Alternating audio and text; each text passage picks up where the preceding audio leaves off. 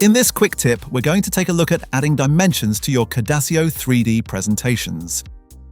You'll find the Dimension tool in the default Cadasio toolbox. Once activated, there are several ways to place dimensions on your model. The simplest method is point-to-point. Simply click any 2 points on the model and a straight dimension will be created between them.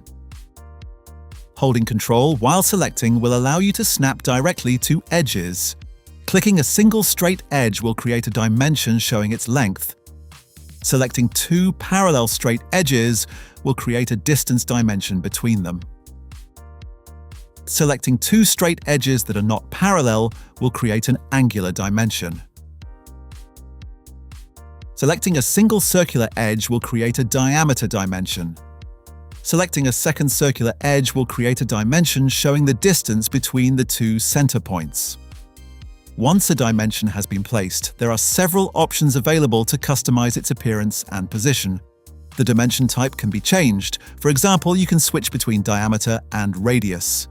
On this selected dimension, the alignment can be modified to match a specific axis and the triad used to reposition it. Properties such as color, opacity, arrow style, and font size can all be adjusted too. You can choose to keep the dimension text facing the camera at all times for improved legibility. Finally, you can also customize the displayed text. This is useful if you'd like to show descriptive text instead of a measured value, or if you need to manually adjust the measurement. That's it for this quick tip. We hope you found it useful.